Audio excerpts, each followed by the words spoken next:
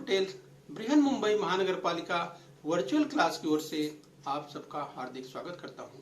बच्चों, वैश्विक महामारी के चलते इस वर्ष पठन पाठन का कार्यक्रम प्रभावित हो रहा है। ऐसे में हमारी बृहन मुंबई महानगर पालिका ने प्रत्येक विद्यार्थी तक ऑनलाइन शिक्षण पहुंचाने की व्यवस्था की है।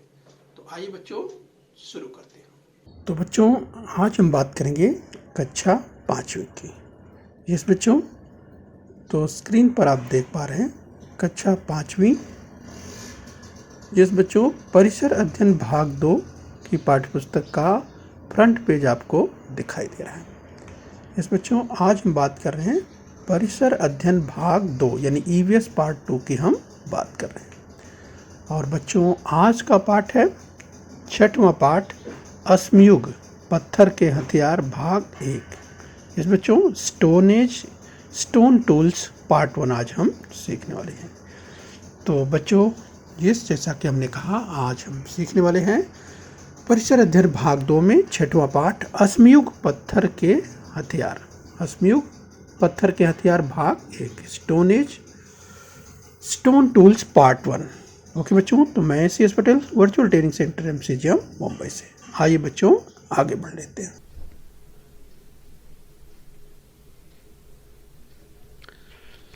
तो बच्चों, आवश्यकता के अनुसार हथियारों के आकार एवं प्रकार यानी types and forms of tools according to the types of task, यानी बच्चों आवश्यकता के अनुसार हथियारों के आकार एवं प्रकार की बात करेंगे।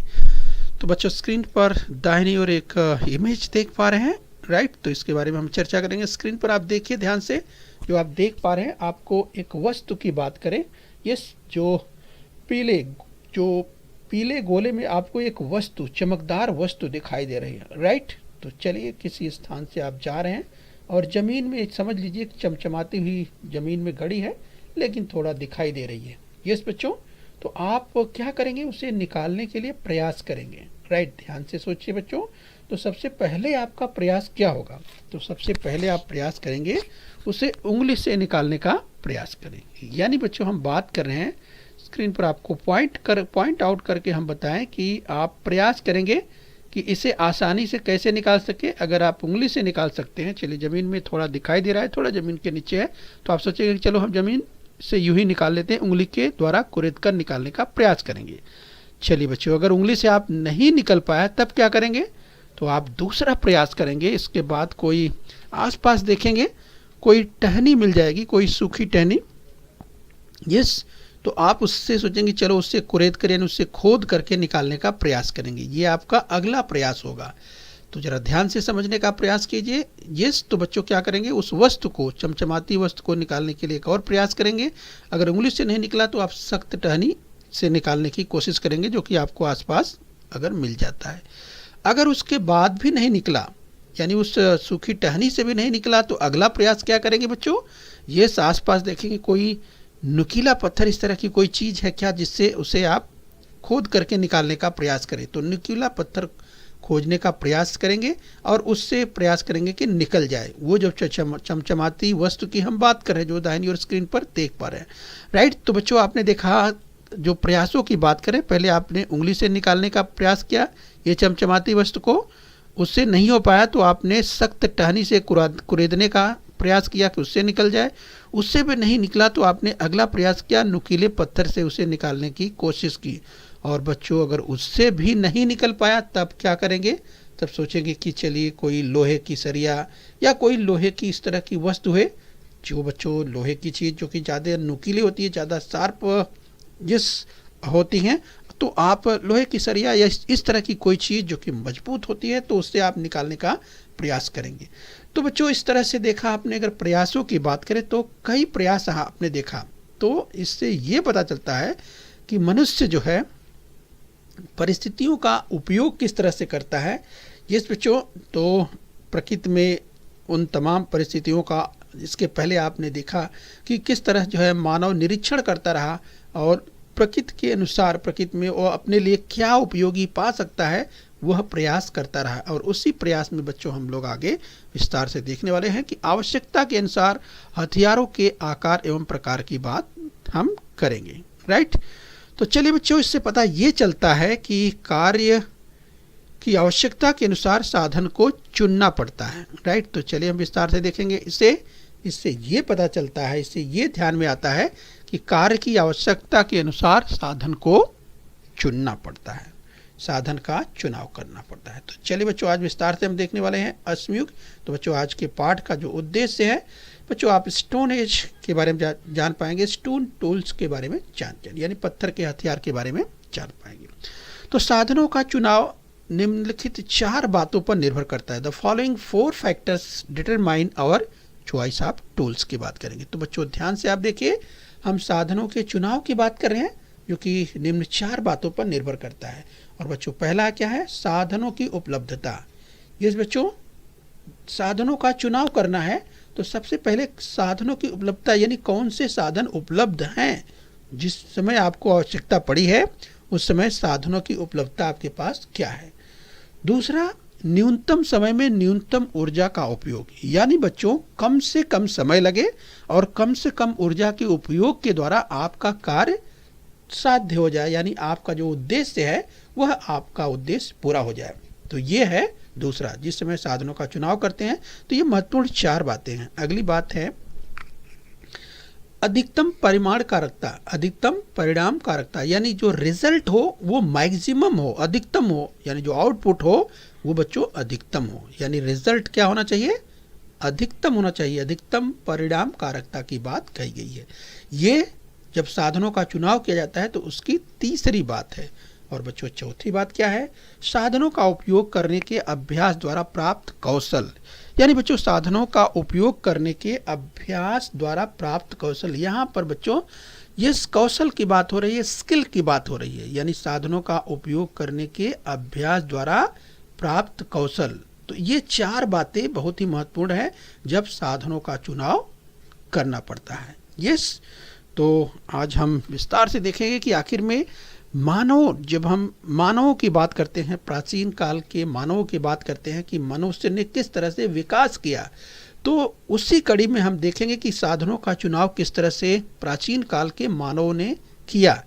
यस, तो आइए इसी क्रम में हम देखेंगे कि किस तरह से मानवों ने प्राचीन काल के ये साधनों का चुनाव किस तरह से किया प्रकृति में। इसका विस्तार से हम देखने वाले बच्चों, और आज के पाठ को पढ़ करके जो आज का उद्देश्य है वो आप समझ पाएंगे। तो चलिए, चिंपांजी जैसे बानर भी बीजों अथवा कठोर छिलके वाले फलों को तोड़ने के लिए पत्थरों का उपयोग करते थे। तो बच्चों चिंपांजी जैसे अगर बानरों की बात करें, अगर कोई कठोर चीज है, कठोर बीज है और छिलके वाला है, तो बच्चों उसको क्या करते थे? ये उसको तोड़ने के लिए पत्थरों का उपयोग करते थे। स्क्रीन पर आप देख सकते हैं कि किस प्रकार से चिंपांजी जैसे बानर भी बीजों अथवा कठोर छिलके वाले फलों को तोड़ने के लिए पत्थरों का उपयोग करते थे। तो यहाँ पर बच्चों अगर पत्थर की बात करें, जो कि पत्थर साधन के रूप में, राइट, तो बच्चों चिंपांजी जैसे बानर को अगर वो फल खाना है तो बच्चों फल वैसे तो खा नहीं सकता, तो इसके लिए क्या करेगा? इसके लिए वो तोड़ेगा, और तोड़ने के लिए क्या करेगा? प्रयास करेगा कि आसपास साधन क्या उपलब्ध है। तो बच्चों अपने आसपास सबसे पहले सरलता से वो साधन क्या पाएगा? पत्थर पाएगा, स्टोन पाएगा। यस, तो पत्थरों का उपयोग किस तरह से मानव ने किया, यानी अगर हम चिंपांजी जैसे बानर की बात करें तो स्क्रीन पर आप देख पा रहे हैं, और विस्तार से हम आगे देखेंगे।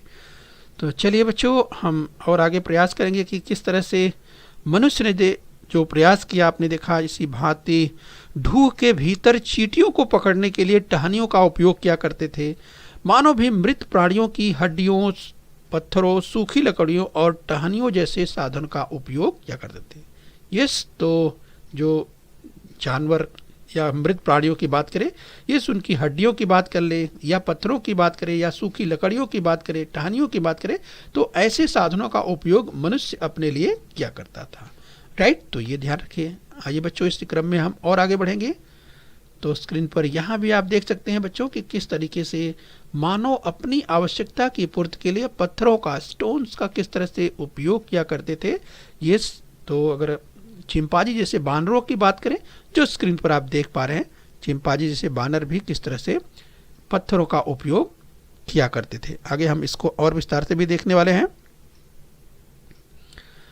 राइट, तो देखिए यहाँ पर किस तरह से ये जो स्क्रीन पर आप देख पा रहे हैं, चिंपांजी जैसे वानर जो स्क्रीन पर देखिए किस तरह से आपको दिखाई दे रहा है कि पत्थरों का उपयोग देखिए किस तरह से बुए किया करते थे। तमाम जो कठोर बीज वाले, कठोर जो यूँ कहें कि परत वाले जो फल हुआ करते थे बच्चों, उनको किस तरह से तोड़ना था और तोड़ करके खाना था, तो किस तरह से वे पत्थरों का उपयोग किया करते थे टूल्स के रूप में, ये साधन के रूप में। आज बच्चों इसी क्रम में हम और आगे बात करेंगे। ये निरंतर सूक्ष्म निरीक्षण, प्रयोग और स्वभावगत कल्पना शक्ति के आधार पर लकड़ियों, टहनियों, हड्डियों और पत्थरों को तराशा जाए तो उनकी सहायता से कार्य अधिक अच्छे होते हैं, ये मानव के ध्यान में आया। बहुत ही महत्वपूर्ण बात कही गई है बच्चों। ध्यान रखिए कि मनुष्य के विकास की कड़ी की जब बात करते हैं तो मनुष्य ने क्या किया, मनुष्य लगातार निरीक्षण करता रहा, सूक्ष्म निरीक्षण करता रहा। कहाँ?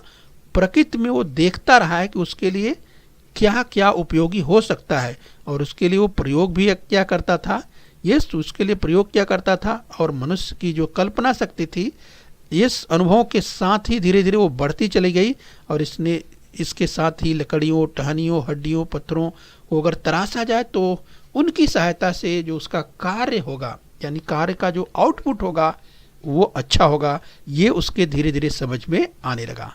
और बच्चों यही ध्यान जो है मनुष्य की जो सोच थी, उसकी जो कल्पना के आधार पर उसकी सोच में जो दृढ़ विश्वास आता गया, और धीरे धीरे मानव जो है वो और आगे बढ़ता गया, सीखता गया, और प्रकृति से तमाम चीज़ें धीरे धीरे प्राप्त करने लगा, यानी अपनी आवश्यकताओं के अनुरूप। तो चलिए बच्चों हम बात करें कि कुशल मानव के अवशेषों के साथ पत्थर के हथियार पाए गए, पर क्या कुशल मानव पत्थर के ही हथियार बनाता था? एक प्रश्न चिन्ह इस पर लगा हुआ है कि क्या कुशल मानव पत्थर के ही हथियार बनाता था, इसके अलावा और दूसरी चीज़ों का उपयोग नहीं करता था? तो बच्चों अगर इसके उत्तर की बात करें तो इस प्रश्न का उत्तर नहीं, यही देना पड़ेगा, क्योंकि वह केवल पत्थर ही नहीं बल्कि अन्य वस्तुओं से भी हथियार बनाया करता था। इस बात के प्रमाण मिले हैं। यस, तो हम बात करें बच्चों कुशल मानव की बात कर रहे हैं कि किस तरह से कुशल मानव ने पत्थर के अलावा अन्य वस्तुएं से भी हथियार बनाने का प्रयास किया। यस, तो इस तरीके से आपने देखा कि बच्चों धीरे धीरे अगर हम यूं कहें कि लाखों वर्ष पहले मानव द्वारा बनाए गए हथियारों में केवल पत्थर के हथियार ही मिल सकते हैं। हथियार, अगर हड्डियों के हथियारों की बात करें तो हड्डियों के भी हथियार शायद ही मिल जाते हैं, लेकिन लकड़ी और टहनी जैसी वस्तुएं नाशवान होती हैं, तो उससे जो भी हथियार बच्चों बनाए गए होंगे, अगर हम कुशल मानव की ही बात करें तो आज के समय तो उपलब्ध हो नहीं पाएंगे, चूँकि वो नाशवान होते हैं, वो नष्ट हो गए होंगे। लेकिन अगर हड्डियों की बात करें, यस, हड्डियों के जो हथियार है हड्डियों के द्वारा तैयार किए गए वो शायद मिल जाते हैं, लेकिन पत्थरों के हथियार जो है वो आसानी से मिल जाता है, क्योंकि पत्थर जो है वो जल्दी से नष्ट नहीं होता। राइट, तो ये आपको ध्यान रखना है। तो देखा आपने बच्चों, ये सब बात करने की किस तरह से मानव के प्रयासों की हम बात कर रहे हैं। तो आइए इसी क्रम में और आगे बात करेंगे कि पत्थरों और हड्डियों से बनाए गए हथियारों की अगर बात करें, tools made from stones and bones. तो स्क्रीन पर आप देख पा रहे हैं बच्चों कि किस तरह से ये पत्थरों और हड्डियों से बनाए गए हथियार, tools made from stones and bones. तो स्क्रीन पर नंबर 1 पर आप देखिए पत्थर के तोड़ू हथियार, जो स्क्रीन पर आप देख पा रहे हैं। राइट, तो ये है पत्थर के तोड़ू हथियार। और बच्चों दूसरा आप देखिए तो दूसरा जिसे रंदे के रूप में कहते हैं, ये दूसरा आप देख पा रहे हैं। तीसरा गोलाकार बड़ा हथौड़ा, ये बच्चों जो तीसरा स्क्रीन पर आप देख पा रहे हैं, ये गोलाकार बड़ा हथौड़ा के रूप में इस्तेमाल किया जाता था। चौथा जो स्क्रीन पर आप देख पा रहे हैं यहाँ पे है, ये नीचे की ओर, और ये पथरीले छिलकों के तोड़ू हथियार के नाम से ये जाना जाता है।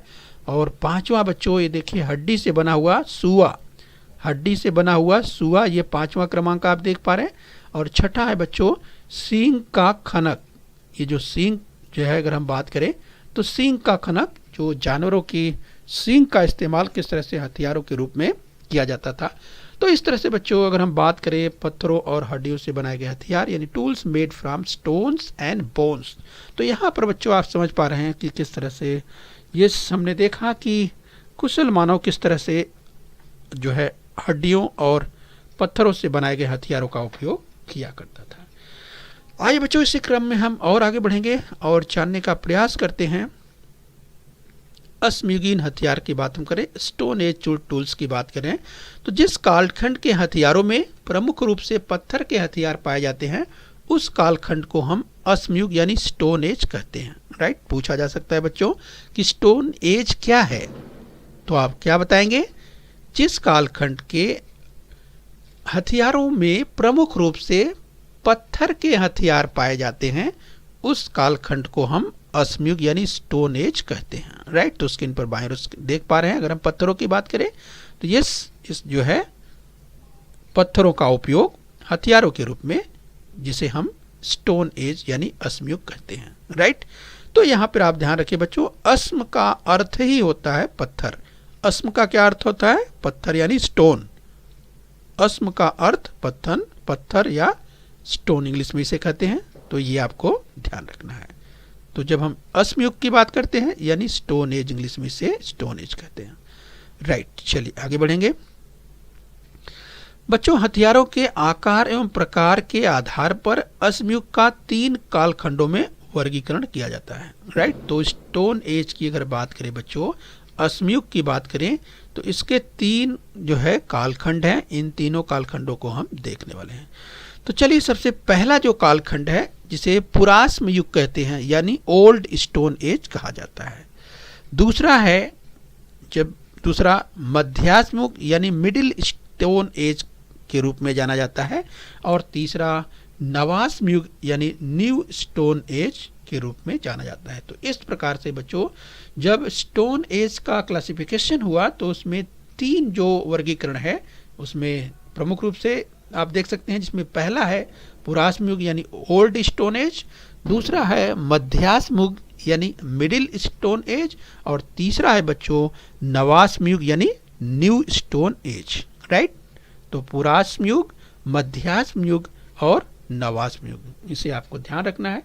तो बच्चों, आज जो हम अध्ययन करने वाले हैं और आज बच्चों हम विस्तार से देखने वाले हैं पुरास्म युग यानी ओल्ड स्टोन एज को हम विस्तार से देखने वाले हैं। राइट, और बच्चों मध्यास्म युग और नवास्म युग हम अगले पार्ट में यानी पार्ट 2 में देखेंगे। तो इस पार्ट में हम अभी क्या पढ़ेंगे? Stone age, old stone age अर्थात पुरास्म युग के बारे में विस्तार से देखने वाले। तो चलिए बच्चों आगे बढ़ते हैं।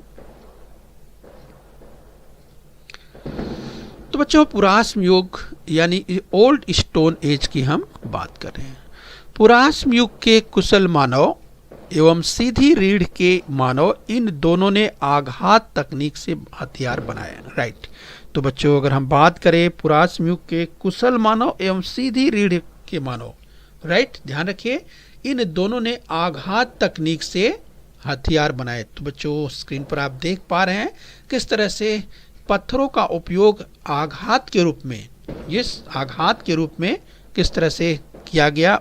उपयोग की बात करें तो सीधी रीढ़ का मानव और कुशल मानव, इन दोनों ही अगर बात करें कि प्रकार के मानवों ने इसका उपयोग आघात तकनीक के रूप में किया। स्टोन, यस बच्चों, इसी क्रम में हम समझ सकते हैं कि जो आघात तकनीक है वह क्या है। तो बच्चों आघात तकनीक को समझने का प्रयास कीजिए। एक पत्थर दूसरे पत्थर पर पटक कर पत्थर के छिलके निकालने की क्रिया को आघात तकनीक कहते हैं। राइट बच्चों, तो एक पत्थर दूसरे पत्थर पर पटक कर पत्थर के छिलके निकालने की क्रिया को आघात तकनीक कहते हैं। चलिए ध्यान रखिए। और इस पद्धति द्वारा पुरास्म युग के प्रारंभ में बनाए गए हथियार बेडौल और अनगढ़ थे। राइट, ध्यान दीजिए, जब हम स्टोन एज की बात कर रहे हैं और इस पद्धति द्वारा जो पुरास्म युग के प्रारंभ में बनाए गए हथियार बेडौल और अनगढ़ थे, ये भी आपको ध्यान रखना है। तो इस बच्चों आघात तकनीक को आपने समझा। जो आघात तकनीक है वह एक पत्थर दूसरे पत्थर पर पटक कर पत्थर के छिलके निकालने की क्रिया को आघात तकनीक कहते हैं। तो चलिए इसी क्रम में हम और आगे देखने का प्रयास करेंगे।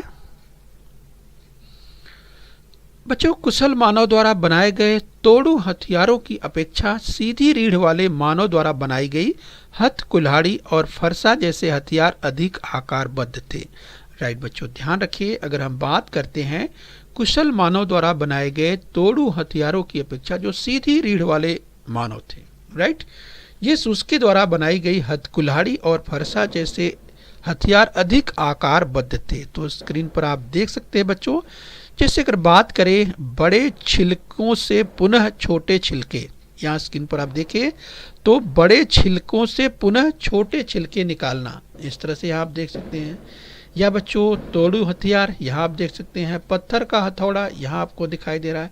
इसके अलावा सांभर की सीख से बना हथौड़ा, सांभर की सींग से बना हथौड़ा, ये स्क्रीन पर देख सकते हैं।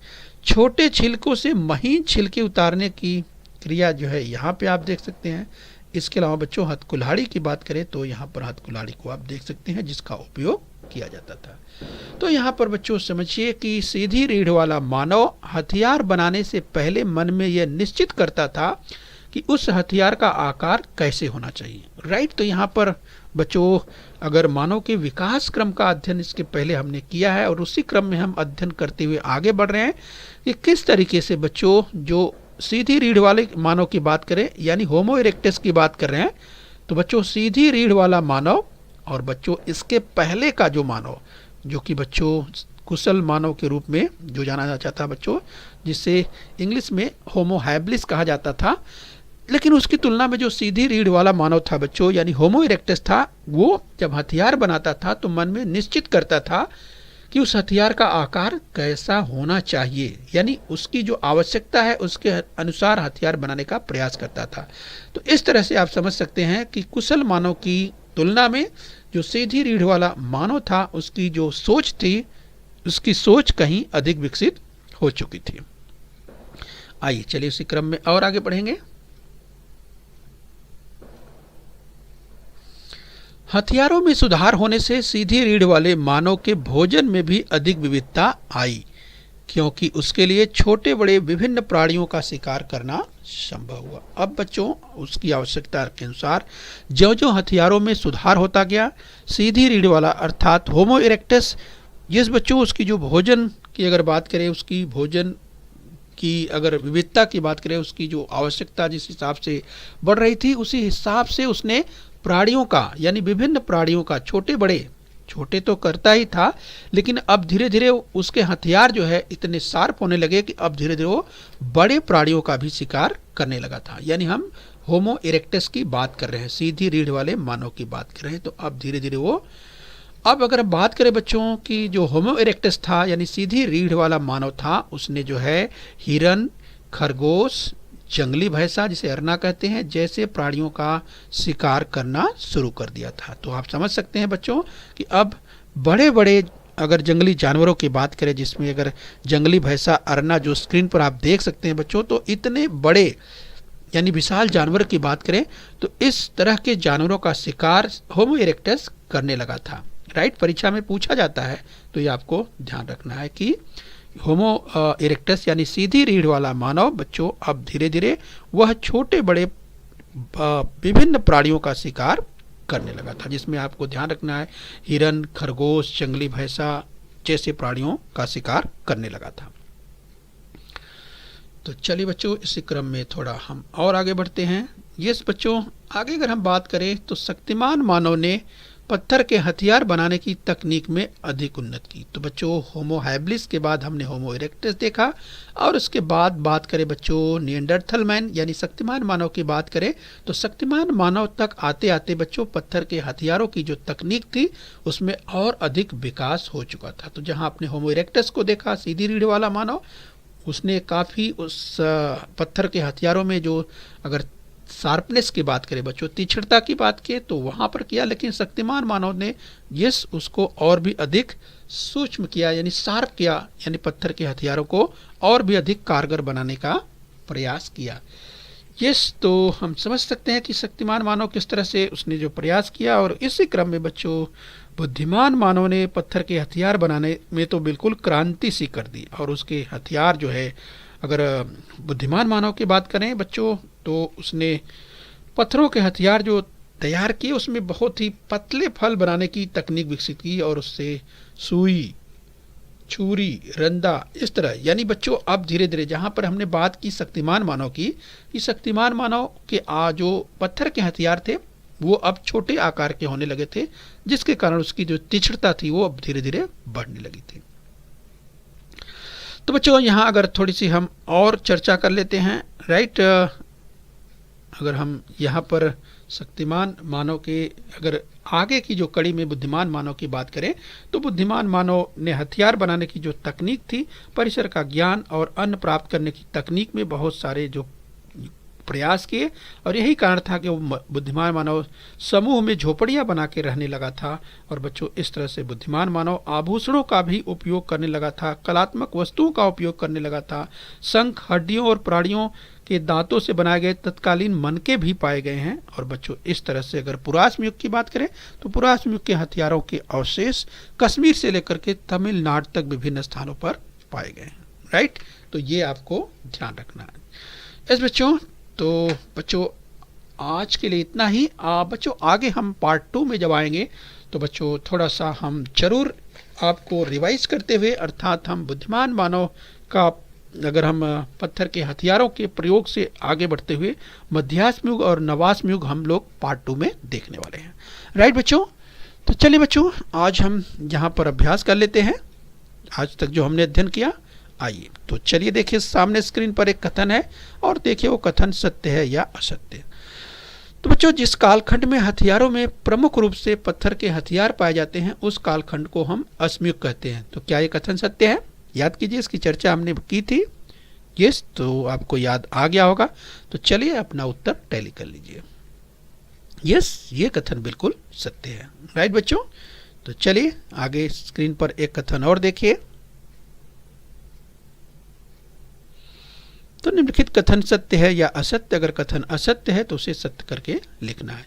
एक पत्थर दूसरे पत्थर पर पटक कर पत्थर के छिलके निकालने की क्रिया को आघात तकनीक कहते हैं। तो क्या यह सत्य है? याद कीजिए, एक पत्थर दूसरे पत्थर पर पटक कर पत्थर के छिलके निकालने की क्रिया को आघात तकनीक कहते हैं। तो क्या यह कथन सत्य है? ये आपको याद आ गया होगा, तो टैली कर लीजिए। यस बच्चों, ये भी कथन बिल्कुल सत्य है। आइए इसी क्रम में और आगे बढ़ लेते हैं, एक कथन और देख लेते हैं। ध्यान से देखिए, सीधी रीढ़ वाला मानव यानी होमो इरेक्टस, सीधी रीढ़ वाला मानव हथियार बनाने से पहले मन में यह निश्चित करता था कि उसे उस हथियार का आकार कैसा होना चाहिए। यानी बच्चों सीधी रीढ़ वाला मानव हथियार बनाने से पहले मन में निश्चित करता था कि उस हथियार का आकार कैसा होना चाहिए। तो बच्चों याद कीजिए, क्या ये कथन सत्य है? मुझे लगता है आपको याद आ गया होगा। यस, तो चलिए टैली कर लीजिए। यस, शाबाश, मुझे लगता है तमाम विद्यार्थियों ने बिल्कुल सही टैली किया होगा। तो ये भी कथन बिल्कुल सत्य है। तो चलिए आइए स्क्रीन पर एक और कथन देखते हैं। तो चलिए ध्यान से देखिए, कथन सत्य है या असत्य? हथियारों में सुधार होने से सीधी रीढ़ वाले मानव के भोजन में भी अधिक विविधता आई। तो क्या ये कथन सत्य है कि हथियारों में सुधार होने से सीधी रीढ़ वाला मानव यानी होमो इरेक्टस, यस, उसके भोजन में भी अधिक विविधता आई? क्या ये कथन सत्य है? मुझे लगता है कि आप आसानी से समझ गए होंगे। यस, बिल्कुल सही, ये भी कथन बिल्कुल सत्य है, क्योंकि हथियारों में सुधार होने से सीधी रीढ़ वाले के मानव के भोजन में भी विविधता आई। यस, चलिए आइए स्क्रीन पर एक कथन और देखिए। तो ध्यान से देखिए, सीधी रीढ़ वाला मानव हिरन, खरगोश, जंगली भैंसा जैसे प्राणियों का शिकार नहीं करता था। याद कीजिए, क्या ये कथन सत्य है? मुझे लगता है कि आपने तुरंत पहचान लिया होगा। यस, सीधी रीढ़ वाला मानव हिरन, खरगोश, जंगली भैंसा जैसे प्राणियों का शिकार नहीं करता था, ये कथन में दिया गया है। तो आपने पहचान लिया होगा, राइट। तो चलिए टैली कीजिए, ये कथन बिल्कुल असत्य है। तो सत्य करके लिखना है, तो आप लिखेंगे इस तरह, सीधी रीढ़ वाला मानव हिरन, खरगोश, जंगली भैंसा जैसे प्राणियों का शिकार करता था। तो इस तरह से कथन असत्य है, तो उसे सत्य करके लिखना होता है। यस बच्चों, तो चलिए स्क्रीन पर एक कथन और देख लेते हैं। आइए, अभ्यास की कड़ी में अगला कथन है बच्चों, ये देखिए स्क्रीन पर। शक्तिमान मानव ने पत्थर के हथियार बनाने की तकनीक में अधिक उन्नत की। तो बच्चों हमने इसकी चर्चा की थी, आपको याद आ रहा होगा। तो याद कीजिए, कथन सत्य है क्या? शक्तिमान मानव ने पत्थर के हथियार बनाने की तकनीक में अधिक उन्नत की। यस बच्चों, आपको याद आ गया होगा। यस, तो टैली कीजिए अपना उत्तर। यस, ये भी कथन बिल्कुल सत्य है। तो चलिए बच्चों, लास्ट में अंत में एक कथन और देख लेते हैं। तो चलिए ध्यान से देखिए अंतिम कथन। शक्तिमान मानव छोटे आकारों के हथियार नहीं बना पाता था। याद कीजिए बच्चों, उसकी चर्चा हुई थी इस विकास की कड़ी में। याद कीजिए शक्तिमान मानव को, क्या शक्तिमान मानव छोटे आकारों के हथियार नहीं बना पाता था? आपको याद आ गया होगा, अरे ये तो हो ही नहीं सकता, तो ये कथन असत्य है। तो सत्य करके कैसे लिखेंगे? सत्य करके लिखना है, यस शक्तिमान मानव छोटे आकारों के हथियार बना पाता था। इस बच्चों विकास की कड़ी में आपने समझा कि शक्तिमान मानव छोटे आकारों के हथियार बना पाता था। तो बच्चों हम उम्मीद करते हैं यहाँ तक यानी पार्ट 1 आपने समझ लिया है। और बच्चों खूब मेहनत कीजिए, अपने स्वास्थ्य का ध्यान रखिए। बच्चों बृहन्मुंबई महानगर पालिका के इस चैनल को सब्सक्राइब कर लीजिए और बच्चों खूब मेहनत कीजिए। ओके बच्चों बृहन्मुंबई महानगर पालिका के इस चैनल को सब्सक्राइब कर लीजिए और बेल आइकन प्रेस कर लीजिए। तो बच्चों हम उम्मीद करते हैं यहाँ तक आपने समझ लिया है। आगे फिर मिलेंगे, आज के लिए इतना ही। Thank you very much.